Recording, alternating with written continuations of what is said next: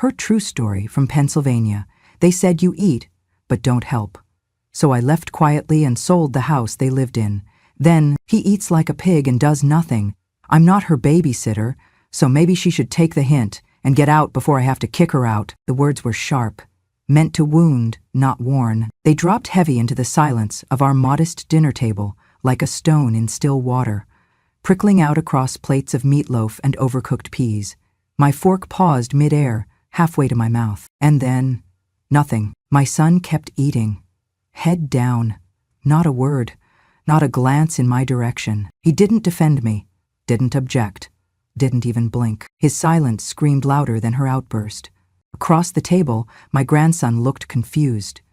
He was too young to understand everything, but he understood enough to fall quiet, the way children do when the air becomes too heavy with adult anger. I chewed, swallowed, then carefully set my fork down beside my plate. I said nothing, didn't cry, didn't plead, didn't explain how the arthritis in my hands made it hard to scrub floors, or how the pain in my back made bending down near impossible. I didn't remind them that I cooked when I could, folded laundry when my fingers allowed, or that I had spent my youth and then my middle age keeping this very family from falling apart. I simply began collecting the dishes. That was how I responded. Not with rage, not with tears, but with the quiet dignity of someone who had swallowed things far more bitter than insults. Later that night, I lay in the guest room, if you could call it that. A converted storage space with a single bed, no closet, and a single window too high to look out of. The ceiling fan above me clicked with every turn. I stared at it and waited for sleep that wouldn't come. From the living room, I could hear them laughing, Samantha and my son. Their voices low, a glass clinking, a TV show I couldn't make out. My grandson had long gone to bed. I didn't cry, but I felt something colder settle into my chest. A kind of quiet resignation that came not from one insult, but from years of slow erasure. I had been fading for a long time. Tonight had only sharpened the outline. I thought back, because that's what old women do when they can't sleep and no one wants their stories anymore. I thought of the years when my husband was sick, dying slowly, painfully, with dignity I helped preserve. I was the one who washed his clothes when he soiled them. I was the one who held his spoon when he couldn't grip it.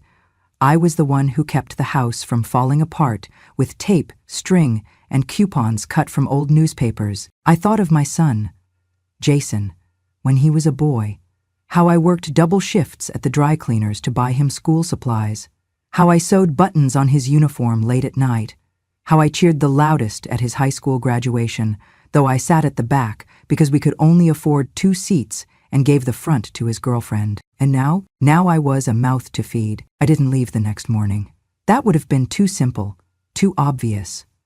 No, I stayed. I made coffee, just like I had every morning since moving in. I folded the laundry, picked up the toys left on the stairs, repaired a button on my grandson's jacket without being asked, but I said nothing. 2 days later, they left for a weekend trip, a family getaway. I was not invited. Samantha said something about needing space and just a couple's weekend. Jason avoided my eyes. Again. That's when I packed 1 suitcase, a small bag of documents, my rosary, and my leather-bound notebook. I didn't leave a note, just the house key, placed on the kitchen table next to a folded dish towel I had washed and dried that morning. I took the bus across town. No taxi, no help, just me and my aching knees. The care home wasn't fancy. In fact, it was one of the cheapest I could find that still had clean sheets and didn't smell like despair. The woman at the front desk gave me a form to fill. She didn't ask why I was there. Maybe she already knew. I smiled through it all, said things like, I just like peace and quiet, and it's only temporary, but inside I felt hollow. I sat on the edge of the narrow bed that night, in a room that smelled of boiled peas and bleach, and stared at the window. I could see nothing but the shadow of a tree, and for the first time I wondered, had I become a burden? Was I truly just someone who ate? That thought, that cruel, simple thought, sat with me into the early morning. But then, something else stirred, a quieter voice, one I hadn't heard in a long time, One that said, "What if they're wrong?" The next morning I brewed my own tea, just the way I liked it. I wrapped myself in the blanket I had crocheted myself 2 winters ago, and I picked up the phone. "James," I said. My voice trembled just slightly. It had been years since I'd spoken to my husband's oldest friend. He had once been our lawyer, helping us with the will, the insurance, the paperwork after the cancer. "Do you remember the house deed?" I asked. There was a pause. Then, a low voice. "Yes, I remember everything about that day." 3 days later, I sat in his office. The same dusty books, the same smell of leather and old papers. He pulled out a folder, slid it across the desk. "You should have received a copy," he said. I opened it. There it was. My name, the address, the signature. The house I had been told to leave, the house I had once fought to keep for my son, was mine. Fully. Legally. Since 1994. Signed over by my husband before he died. "I never told anyone," I whispered. James gave a soft smile. "Maybe now's the time." I took the folder. My hands were steady. I didn't know what I would do with this power, but I knew this much. I wasn't just someone who ate, and I would no longer let that be the last thing they remembered about me. 3 days after I left that house, I stood in front of a building I hadn't entered in over a decade. The brass letters still spelled out his name, James Callahan, attorney at law. James had been my husband's best friend. They played baseball together in high school, went to the same university, and somehow remained loyal even as life pulled them in different directions. James had helped us draft our wills, settled the insurance paperwork, and transferred the deed back when my husband's cancer diagnosis made everything feel like it was running out of time. I sat in the leather chair across from his old oak desk, surrounded by dust and legal books that hadn't moved in years. He looked older, of course. So did I. He didn't say anything when I walked in, just poured me a cup of tea the way he always used to. 2 sugars, no milk. When he finally spoke, it was quiet and without question. "You want me to pull the deed?" I nodded. James moved with slow precision, opening a locked drawer, pulling out a thick manila folder.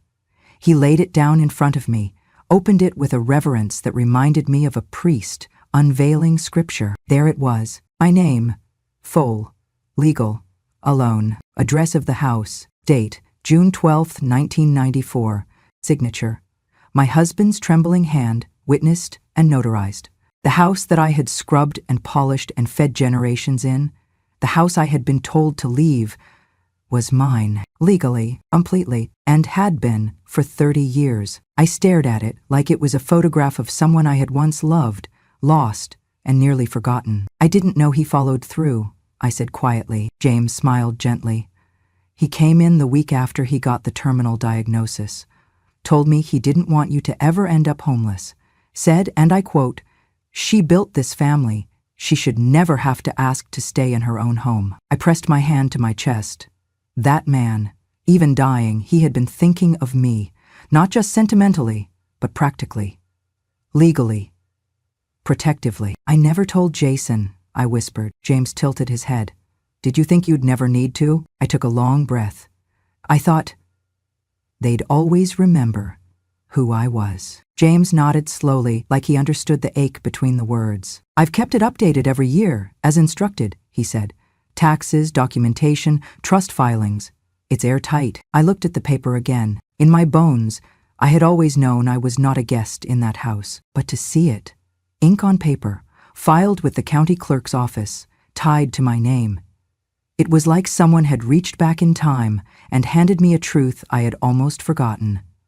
I had not asked for charity. I had been robbed of dignity, and now I had the keys, not the ones that jingled, the real ones, the ones that unlocked the soul from shame. "I want to sell it," I said. My voice didn't shake. James didn't blink. "I'll draw up the paperwork." Quietly, I added, "I want them to hear it from the letter, not from me." And he didn't question that either. I left his office with the folder pressed to my chest like it was armor. Outside, the air smelled of rain-soaked leaves and diesel. A passing bus whooshed past. The world went on. But inside me, something had changed. Not anger, not revenge, just balance. For years, I had lived in their house. But the truth was, they had been living in mine. That night, I returned to the care home with a paper bag of pastries for the kitchen staff and a small bouquet for Helen, the woman in the room down the hall, who'd once confessed, through tears, that her daughter-in-law made her eat alone in the laundry room. She and I shared tea in silence, and after she left, I opened the folder again, spread the documents on my narrow bed, and began reading each line with the attention of a woman finally ready to stop apologizing for existing. My husband had signed it over with love. I would sign it away with clarity, and this time they would learn I wasn't just someone who ate. I was the woman who held the deed, and now I knew exactly what to do with it. The room was small, barely large enough for a twin bed, a narrow dresser, and a chair by the window that faced the parking lot, but it was mine. And in that simplicity, there was a kind of peace I had not known in years. There were no slamming doors, no whispered complaints, no passive-aggressive sighs when I asked for help, just silence. And in that silence, I rediscovered something I hadn't realized I had lost. Myself. The care home was modest, far from luxurious, but it was clean. The staff were kind in the way only people paid too little and working too hard could be. And the other residents? Well, we were a quiet tribe of the forgotten, each carrying a story no one had asked to hear. I began helping where I could, not because I had to, but because I wanted to feel useful again. I folded laundry in the common room, helped the kitchen staff portion out lunch trays, and read letters aloud for a woman whose vision had faded to shadows. On Sundays, I would lead a small knitting group, even though my own hands were slower now. That's how I met Helen. She was wiry, sharp-tongued, with a walker covered in pink ribbons. But when she laughed, it was the laugh of someone who had loved too deeply and lost too completely. We shared more than yarn and weak tea. Helen, like me, had been invited to leave her son's home after her husband died. She'd raised 2 boys, survived breast cancer, and still had been told, at 79, that she was a burden. She didn't cry when she told me that, but I saw the tremble in her hands. "It's like they erased me," she said one night. "Like I stopped existing when I stopped being useful." That sentence clung to my chest like a pin. I knew that feeling, and I knew then I would not die in a room that smelled of antiseptic and boiled peas without making sure my story ended with more than silence. That weekend, I called James again. We met in the same office, same desk, same heavy folders. "I'm ready," I said. He didn't ask what I meant. He just nodded and opened the file. The paperwork took time. Titles, disclosures, confirmation of property value. But the house was in good condition, and in that neighborhood it would sell fast. When he passed the final document across the table, I took a moment, not to hesitate, but to remember the birthday parties held in the backyard, the smell of Christmas ham baking in that oven, the day my husband carried me over that threshold, half laughing, half terrified about the mortgage. I signed, with hands steadier than I thought I had left. "I want it kept quiet," I said. "No warnings, no calls." James nodded. "They'll get the notification the day after escrow closes." Perfect. I walked back to the care home with a strange mix of sorrow and satisfaction in my chest. I wasn't doing this to punish them. I was doing this because, for once in my life, I was choosing myself. And that night, as I slipped under the thin covers of my narrow bed, I slept like I hadn't in years. Not because I was finally free, but because I had finally acted. 6 months passed. Seasons turned. Leaves yellowed and dropped, and the sky shifted from summer heat to the sober gray of autumn. I had almost forgotten the date, almost. Then James called. "It's done," he said simply. "Funds have cleared. The house officially belongs to the new owners. You'll get the deposit statement in 2 days." I thanked him. I hung up, and I waited. It did not take long. The letter must have arrived that same week. Certified mail. One from the bank, one from the real estate office, and another hand-delivered, notifying them to vacate within 30 days. By Sunday evening, my son called. I didn't answer. He called again the next day. And again. And again. Finally, I sent a message. The transfer was legal. The home was mine. I simply took back the meal I once paid for. There was silence after that, for a day. Then it came. Samantha's voice, shrill and cracked with disbelief. "You evil old woman! You sold our house? This was our home." I didn't raise my voice. I didn't let my tone change. I simply answered, "No, it was my home. You just lived there, rent-free, like I once fed you both. Now it's someone else's turn." She hung up. No thank you, no apology, just fury. I stood at the window of Haven House that evening, watching the lights flicker across the courtyard. Somewhere, Helen was humming to herself, trying to remember the next verse of a hymn. I hadn't known it would feel like this. Not triumphant, not bitter, just still. The next morning, the phone rang again. This time, it was Jason. He sounded like a child again. "Mom," he whispered, "we're gonna lose everything." I stayed silent. "We have nowhere to go. The kids, Samantha's crying every day. I messed up. I should have stopped her. I should have said something." I let him speak. When he finished, I didn't argue. I didn't accuse. I said what I had rehearsed, quietly, in my heart. "I'm not taking anything from you. I'm only reclaiming what you thought I had forgotten. I'm not asking for love. I'm asking for recognition." There was a long pause. Then he asked the question I had known was coming. "Is there any way you can undo it?" And I answered with the truth he needed to hear. "Jason, I gave everything to raise you, and I never kept score. But the moment your wife opened her mouth and you said nothing, something changed. I don't want your money. I don't even want your apology. I just want my silence back, and this is how I earn it." The line went dead, and that was okay, because I had said what needed to be said. For once, I wasn't rescuing anyone. I was simply standing up for the version of me they thought would stay quiet forever. That night, I sat down with a cup of tea, the same kind I used to serve them with, Sunday pancakes and maple syrup. Only this time, the sweetness was mine alone, and peace, like revenge, had no need to shout. It simply arrived. There is a drawer in every mother's life that holds more than it seems. Mine was small, wooden, tucked beneath a dusty lamp in the corner of my room at Haven House. It held birthday cards, prayer beads, faded photographs, and one leather-bound notebook. My husband gave it to me on our 25th anniversary. On the first page, in his handwriting, it read, "For the things we never want to forget." And I hadn't. That evening, after Samantha's voice had stopped ringing in my ears, I opened that drawer with hands steadier than I expected. The notebook smelled faintly of lavender and thyme. At first, it had been a place for shopping lists and recipes, quick notes from church sermons, a reminder to send a thank you card.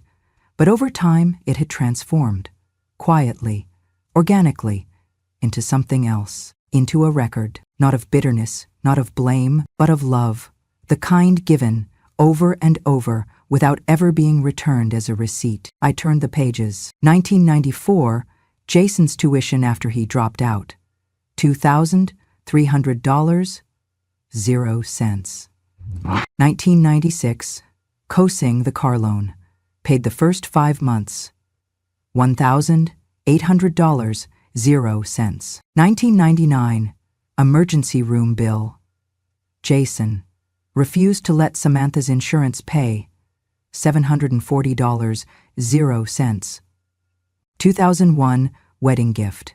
So you can have a real honeymoon. $5,000, 0 cents. 2005, covered rent for 3 months during unemployment. $3,600, 0 cents. 2008, bought crib and stroller for first grandchild, $1,200, 0 cents. And on and on. 30 years of quiet generosity. Moments I had forgotten, until now. Until being called a burden forced me to account for what I had carried. I kept reading. 2011, down payment for their second car. $4,000, 0 cents. 2013, replaced their water heater when it broke. $950, 0 cents. 2015, helped with IVF costs. $7,000, 0 cents. 2017, paid for Samantha's dental surgery. $2,100, 0 cents. 2020, pandemic groceries. $4,500, 0 cents across 5 months. The total? Over $120,000, 0 cents. Maybe more. I had never calculated before. But now they had forced me to. I remember whispering to myself, I used to give without keeping track. But they made me start counting, and it broke my heart to see it all laid bare. Not because I regretted it, but because they had pretended it never happened. So I made copies. Each page. neatly labeled and organized, and I gave it to James, my lawyer, as a kind of living will, a testament not of material wealth, but of maternal labor. This isn't for revenge, I told him. This is so that someday, if they ask why, I won't have to say a word. The numbers will speak for themselves. He looked at me across his mahogany desk and nodded slowly. You're not wrong, Ruth, he said. You're just finally being honest about what it cost. I smiled faintly, not from satisfaction, but from clarity, because I had loved them more than they'd ever noticed. And now I had proof that my silence hadn't meant absence. It had meant sacrifice. That night, I placed the original notebook back in its drawer. But this time, I added one final entry. 2023, sold the house, built a new one, for women like me, called it Haven House, worth $0, 0 cents in interest, value immeasurable. I closed the book and whispered, they thought I was just an old woman who ate without giving. But I fed them, daily, for decades. And now I'm finally feeding myself. When the house sold, the money didn't feel like triumph. It felt like closure. I didn't spend it on cruises or new clothes or revenge. I didn't want to teach them a lesson. I wanted to build something that spoke louder than resentment. So I went looking, not for a place to live, but for a purpose. It started with a visit to a small building on the east side of town. 4 units, faded paint, a sagging porch that needed new wood, but it had good bones. And it was quiet. The agent looked at me like I was lost. Most folks your age look for retirement communities, she said. This isn't exactly luxury. I'm not looking for luxury, I replied. I'm looking for use. I bought it that day. Then I named it Haven House. Below the nameplate, I added a simple phrase, engraved into the wood. No one here proves their worth to stay. I didn't want it to be just a shelter. I wanted it to be a balm, and a place for women like me, like Helen, like the many invisible elders who'd been told they were burdens, who had been tolerated, not loved, dismissed, not cherished. It took a few weeks to get things in shape. I hired a local handyman, Tommy, whose mother had been in a care home too. He worked weekends for free, once he learned what the house would be. You're building something good, he said. Feels rare these days. We painted walls, planted herbs in old bathtubs turned into garden beds. I furnished the rooms with warmth instead of price tags. Soft chairs, good lighting, a kettle always ready. I invited Helen to be the first resident. She cried when she walked in. You didn't forget me, she whispered. Of course not, I said. We remember those who've been forgotten. Over time, we welcomed 3 more, all women with stories etched into the lines around their eyes. Some had been cast out by children. Others had outlived everyone they ever loved. There was Miss Beatrice, who used to be a school teacher. She still corrected our grammar with a wink. There was Marion, who once ran a flower shop and now grew basil on the windowsill like it was her life's prize. And there was Roland, our first man, a widower who cooked better than any of us and always had a joke ready. I became the unofficial manager. I bought groceries, organized doctor visits, helped them review their legal papers when needed. On Thursdays, I brewed tea and read the local paper aloud. On Sundays, we played records and danced in socks on the wood floor. One day, Roland paused while slicing tomatoes and looked at me across the counter. You know, he said, we're alive today because someone once called you a leech. I froze, then laughed, a deep, stunned laugh. Ironic, isn't it? I said. He nodded. You turned pain into shelter. That's more than most ever manage. That night, I wrote a new entry in my notebook. They called me a burden, but with the money from that burden, I'm feeding 4 souls who now sleep in peace. The house didn't have locks on the inside doors, not because we didn't value privacy, but because we had nothing to hide. We trusted each other in ways our own families had failed to do. One evening, as the sun poured golden over the porch, I stood with Helen, holding mugs of chamomile tea. Italy happy. I never thought I'd be happy again, she said softly. You're not alone, I told her. She smiled. Neither are you. And for once, I believed it. Because Haven House wasn't just walls and windows. It was a statement. A memory turned into meaning. And every laugh, every shared meal, every quiet nap in the sunlit chairs was proof that I was never just someone who ate and did nothing. I had been someone who gave, who endured, who remembered, and now? Now I was someone who rebuilt. He came to see me, not with arrogance, not with rehearsed excuses, but with the kind of silence that only desperation brings. It had been almost a year. I recognized him instantly, though he looked older. Not by time, but by burden. His shoulders were hunched. His eyes, my God, his eyes, were nothing like the boy who once begged me to stay a little longer at bedtime. I know I don't deserve to be here, he said quietly. I said nothing, I just motioned for him to sit. We lost the house, he continued. Samantha left. She said I should have fought harder, but I didn't know what to say back then, Mom. I didn't know what to do. His voice cracked on the word Mom. We have nothing now. I sleep on a friend's couch. I work nights. I wanted to say I'm sorry. Still, I said nothing. Instead, I opened a small box I kept beside my chair. From it, I pulled out a single photograph. It showed the early days of Haven House, the porch still unpainted, the garden bare.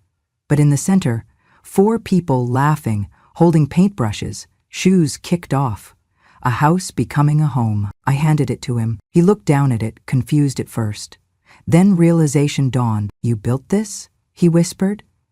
With the money from our house? I nodded. And you didn't spend it on yourself? I shook my head. I spent it on something that could grow. He looked back at the photo, then up at me. Why? Now I finally spoke. Because I ate your rice for 1 year, I said gently. But you ate mine for 30. I'm only collecting a little interest. His mouth opened, closed. No words came. I stood up. My legs ached more these days, but I stood tall. I didn't come here to hurt you, he finally said. I know. I just wanted to say thank you for everything I never said thank you for. I studied him. The stubble on his chin, the worry lines his youth once smoothed over. There's something you still need to understand, I said. He looked at me, waiting. I never needed repayment. I needed respect. I needed to know my years weren't erased because I slowed down, that the hands that once held your fevered head weren't suddenly useless because they trembled. He lowered his eyes. I forgot who you were, he whispered. No, I said. You remembered too late. A pause. Then, can I help? With the house? With the other residents? I shook my head. This place doesn't need your guilt. It needs your growth. Live better, love better. That's how you honor what I gave. He nodded, slowly. As he rose to leave, I reached into the box once more and handed him a copy of the deed. Not to Haven House, but to his own future. It was blank, a clean page. Go fill this with something worthy, I said. He held it like it was gold. I will. And for the first time in years, I believed him. It was a quiet spring afternoon, the kind that moves slowly, like the day itself had nowhere urgent to be. The breeze wandered through the trees like it was browsing a familiar bookstore, unhurried and content, while the scent of wild lilac and distant rain folded into the air like an old memory returning home. I sat on the porch of Haven House with a teacup in hand. It was chipped on the rim, just a little, but it was mine, and it fit the curve of my palm like it remembered me. I watched as the late sun stretched long shadows across the yard, laying soft gold on the gravel path and coaxing warmth out of the flagstone. Helen sat under the pergola, arguing playfully with Roland, her voice as dry and sharp as ever.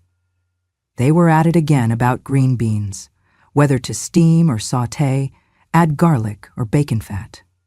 Miss B was on the swing, her hands moving steady through loops of yarn, knitting a scarf for someone who hadn't asked, but who would surely be grateful all the same. You might think this place is a care home, but you'd be wrong. This wasn't a place to be taken care of. This was a place where people remembered how to belong. These weren't just elderly residents.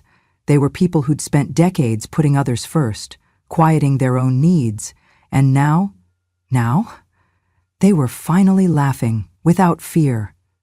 They were stories still unfolding, no longer shelved behind hospital curtains or family pity. I had just taken a sip when I noticed a woman approaching from the gate. I didn't recognize her. Thin, elegant, wearing a Sunday hat too formal for a Tuesday. She walked like someone who used to wear heels even when she didn't have to. The kind of woman who had practiced smiling with just the right amount of reserve, She paused, glanced around, then made her way up the porch steps and sat beside me without asking. Something about her presence didn't demand permission, it just settled in. "You're the owner?" she asked. I nodded. She looked around the yard again. The chipped bird bath with a single sparrow hopping in and out, the homemade wind chimes made of old cutlery and glass beads, the riot of mismatched flowers someone had planted out of rhythm, but not out of love. "This place feels free," she said, almost like a confession. She looked at me then, studied my lined face, the tremor in my hand that I no longer tried to hide, the softness in my shoulders that had once carried the weight of 3 lives. "Why don't you live with your children?" she asked gently, not as an accusation, just curiosity wrapped in politeness. I didn't answer right away. I let the question float between us, light as pollen, suspended in the hush of the afternoon. I let it breathe, then I smiled. "I used to," I said, "but here, I'm needed, not tolerated. No one here asks me to mop the floors to earn my meals. No one expects me to apologize for being alive." Her eyes didn't widen in shock, just softened. Like she knew, like maybe she had one too. A daughter-in-law with a too-tight smile, a son with tired excuses, a quiet corner in someone else's house where she was placed instead of welcomed. We sat that way for a while, the silence between us full of understanding. Somewhere inside, the kettle began to whistle. It was a song I'd come to love, an old friend calling me back inside for warmth. Helen's voice rang out again from the pergola, loud and opinionated. "I don't care what Roland says, I'll die before I boil green beans." Roland's laugh answered her, rolling across the garden. Miss Bea chuckled without looking up from her yarn. The woman next to me smiled. A real one this time. One that started in her eyes. "I think I get it now," she said softly. I nodded, sipping my tea. "You don't always have to win the fight," I said. "Sometimes just walking away is the loudest thing you can do." The sun had dipped lower, brushing amber onto every leaf, every sill, every wrinkle, and somewhere, inside that home, someone had started humming. An old church hymn, out of tune, but not out of spirit. It wasn't grand, it wasn't dramatic, but it was enough to remind me that the quietest lives sometimes leave the deepest echo, enough to let me know that the years I thought were stolen had bloomed again. Here, in chipped teacups and green bean debates, and scarves no one asked for. This was my justice. Not a courtroom, not revenge. Just a chair on a porch and the knowledge that I had built something that outlived bitterness. And maybe, just maybe, that was the most powerful kind of ending. Or rather, the most beautiful kind of beginning. If you've ever been called a burden, if you've ever stayed silent just to keep the peace, if you've ever been made to feel like your worth ended with your usefulness, then hear this, you are not alone. I'm not telling you a story I heard. I'm not retelling something that happened to someone else. I am a mother from Pennsylvania, and I have lived this. Every bitter word, every cold glance, every thankless dinner and quiet ache that came from watching the people you once held in your arms look through you like furniture. And I have reclaimed every dollar, every sleepless night, every whispered insult they thought I'd forget. Because love, as I've come to understand, isn't always soft. Sometimes, love is standing at a kitchen sink after being called a burden and washing dishes anyway, because you know what kind of woman raised you. Sometimes, love is putting one foot in front of the other down a hallway lined with the laughter of people who no longer see you. Sometimes, love is signing your name on the dotted line and realizing that the only person who's going to save you is you. And sometimes, love isn't about staying. It's about leaving without slamming the door, without shouting, without asking anyone to follow. It's building something new, not for the family who left you behind, but for the strangers who needed someone to believe in them again. That's what I did. I took a home where I wasn't wanted and turned it into a home for people who'd been discarded just like me. Haven House is more than a name. It's a statement that we do not have to die quietly, that our stories matter even if no one claps when we tell them, that the years we gave away freely were not wasted just because they were unappreciated. I didn't start out brave. I started out broken. But piece by piece, I remembered who I was before the world told me I was too old, too slow, too much. And you can, too. If you're sitting there thinking no one would believe your story, if you're thinking it's too late to take back your voice, Let me be the one to say, it is not too late. You are not too old, and you are not alone. I tell these stories because they need to be told, because silence is where injustice grows, because for every woman like me who left a house with one suitcase and no plan, there are thousands more still making excuses for the cruelty they endure. I tell these stories for them, for the quiet ones, for the strong ones, for the ones who loved too hard and too long, and now wonder if they imagined the whole thing. You didn't. You are not crazy. You are not the problem. You are a chapter they didn't finish reading, but that doesn't make it the end of your book. If this story stirred something in you, something tender, something furious, something that whispers, I thought I was the only one, then I invite you to do one simple thing. Subscribe to Grandma True Stories. Because here, every mother has a voice, every sacrifice gets remembered, and every tear, every single one, has a reason. This isn't just storytelling. This is remembering out loud. It's the sound of a woman finding her strength long after they thought she'd forgotten how to speak. It's the kind of truth that doesn't need to shout to be heard. Soft? Yes, but never weak. And always, always. So if you're ready to remember who you are, not who they told you to be, not who you became just to survive, but who you were before the world took pieces of you, then you are in the right place. You are home. Welcome to Grandma True Stories.